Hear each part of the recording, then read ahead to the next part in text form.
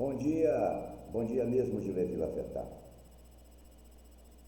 Meus amigos e minhas amigas que me seguem aqui no canal do YouTube, o Campeonato Gaúcho será decidido entre Grêmio Porto-Alegrense e Caxias do Sul. No sábado, o Grêmio do Renato Gaúcho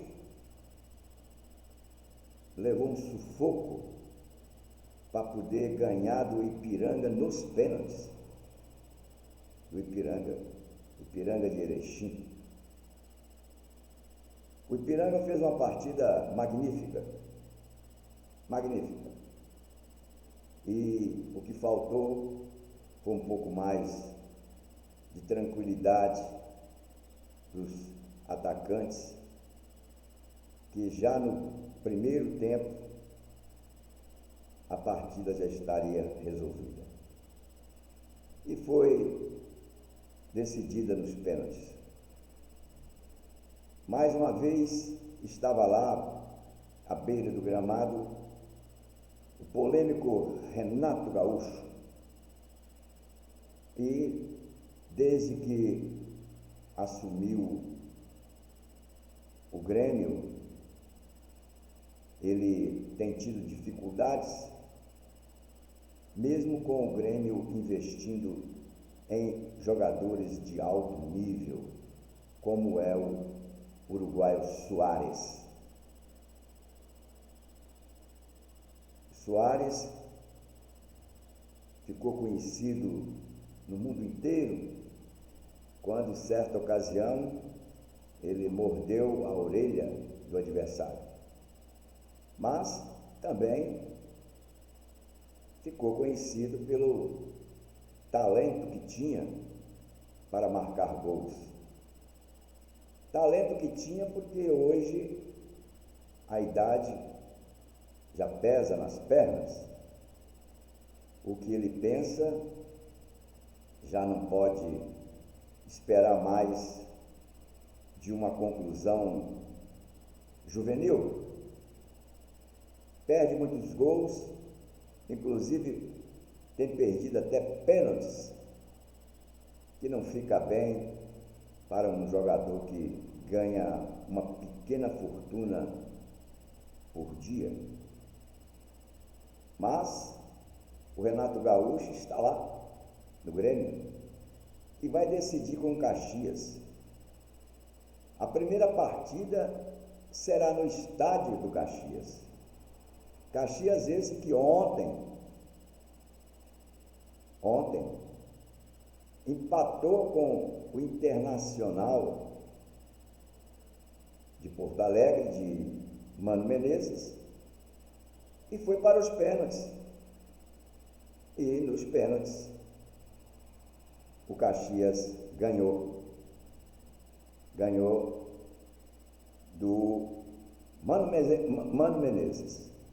Mano Menezes teve passagens e mais passagens por grandes clubes, inclusive teve uma passagem pela seleção brasileira.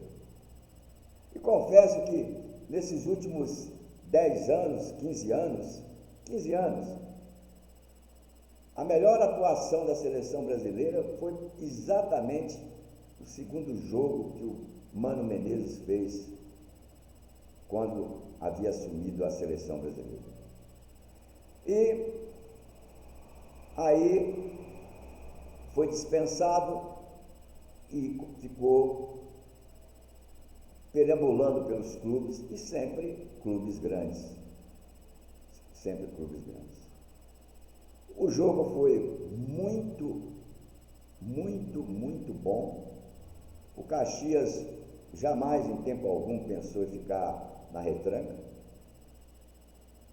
O Internacional tem uma boa equipe, uma equipe cara, e o jogo foi no estádio Beira-Rio,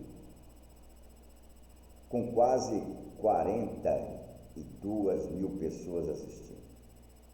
E o Internacional não passou para as finais, ou seja, para as 2 partidas que vão decidir quem será o campeão estadual do Rio Grande do Sul. E voltando ao Renato Gaúcho, voltando ao Menezes, a gente volta a falar sobre seleção brasileira. Ora, houve uma ocasião aí que só dava Renato Gaúcho para a seleção brasileira. Aquela imprensa que esquece da responsabilidade esta que eu nunca esqueci quando estou diante dos senhores, de passar as verdades, porque o jornalista, ele, usando a expressão bem correta, bem popular, de tanto repetir uma notícia mentirosa, ele coloca na cabeça do torcedor uma inverdade. E por muitos e muitos anos falava assim em Renato Gaúcho para a seleção brasileira. E o Renato Gaúcho foi provado lá no Flamengo e foi dispensado. Mas muitas pessoas esquecem, e eu não esqueço, eu não sou ingrato. Eu conheci pessoalmente, meu primeiro encontro para conhecer o grande Valdir Espinosa, que Deus o tenha, foi em Fortaleza. Valdir Espinosa era o braço direito do Renato Gaúcho. Era. Coincidência ou não, o Renato Gaúcho perdeu muito depois que o Valdir Espinosa, o grande amigo Valdir Espinosa, nos deixou, que ele era realmente o braço direito. Valdir Espinosa, ele chegou a treinar equipes de futebol por muitos e muitos anos, e depois aceitou o convite do Renato Gaúcho, que estava desempregado, Renato Gaúcho, e o Renato Gaúcho só aceitou a volta ao Grêmio se Valdir Espinosa o acompanhasse. E assim aconteceu. Então, eliminamos com fatos concretos que Renato Gaúcho não tem condições de assumir seleção. O Mano Menezes, a gente tinha a esperança dele dar a volta por cima e retornar à seleção. Mas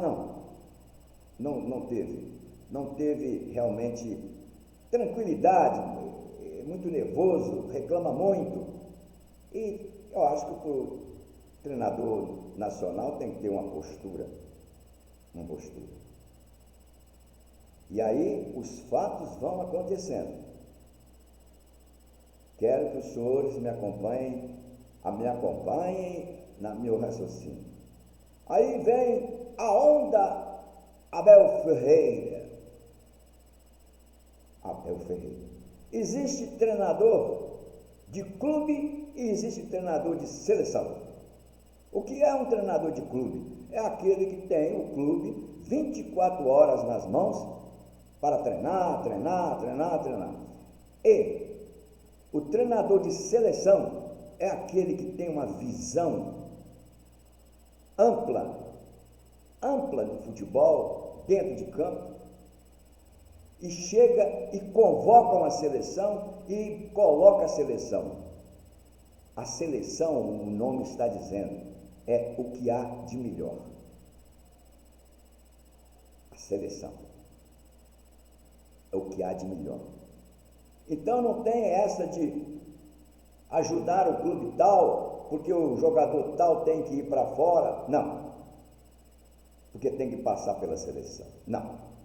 E aí, voltamos à seleção brasileira.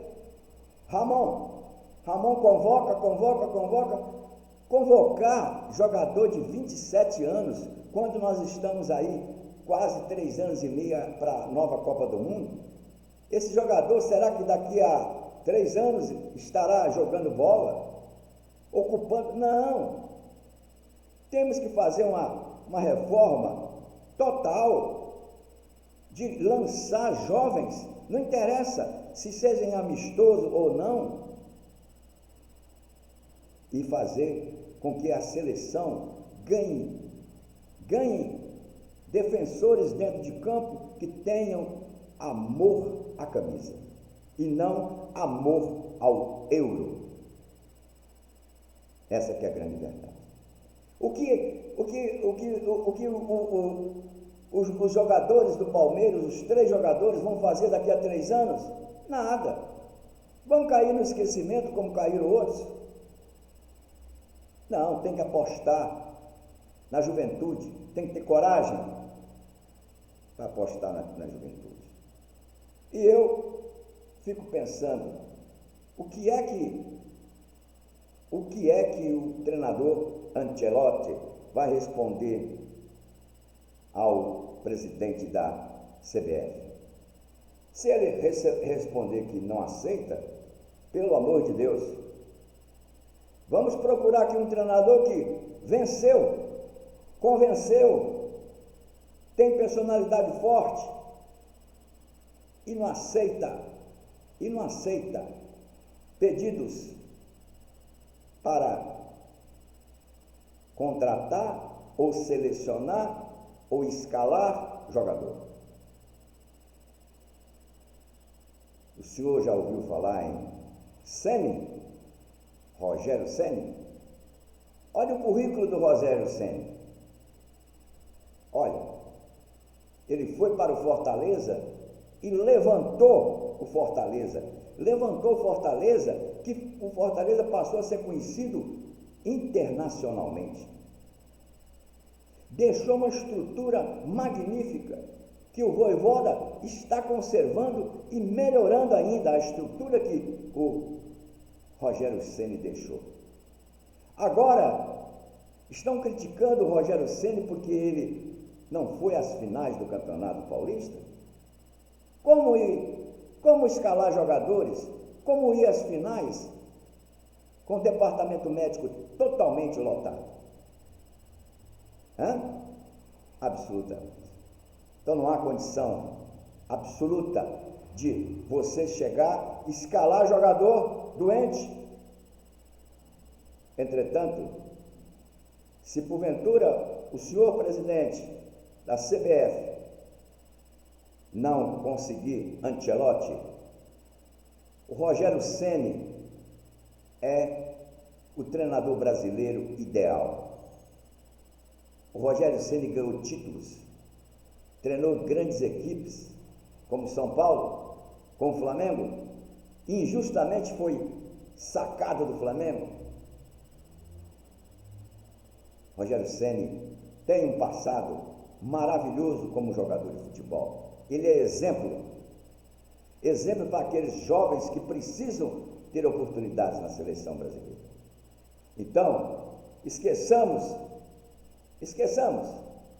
esses treinadores que são badalados nessas rodas de jornalistas aí, que esquecem que jornalismo faz a cabeça de quem está assistindo. A responsabilidade é muito grande. Então, como você vai badalar um Fernando Diniz se não ganhou nada? Se ganhar o Campeonato Carioca e nada é a mesma coisa? Nada é a mesma coisa. E por quê? Está aí badalando o dia todo num programa, às vezes que é repetitivo, o Abel Ferreira. O Abel Ferreira é tão bom que a seleção portuguesa trocou de treinador e ele não foi chamado. Não é chamado para seleção nenhuma. Não é chamado para o Benfica, não é chamado para o Porto, para o Sporting, para o Boa Vista. Não, ele não é chamado. Então, por que agora? Por que agora arriscar, colocando a seleção brasileira nas mãos de quem não provou realmente que é treinador de seleção? E se ele veio de Portugal, é porque lá já sabiam que ele não era um treinador para a seleção, era treinador para clubes, e há uma diferença muito grande. E seleção tem que ter competência. E tenho certeza absoluta que Rogério Ceni seria o grande selecionador nacional, porque tem personalidade muito forte, tem currículo e tem muito a dar ao futebol brasileiro. Eu sou Levi Lafetá, jornalista profissional, bacharel em Direito, escritor, administrador de empresa e, olha, general manager em futebol. Qualquer dúvida, está lá no meu blog, Birro Esportivo Lafetá. Bom dia!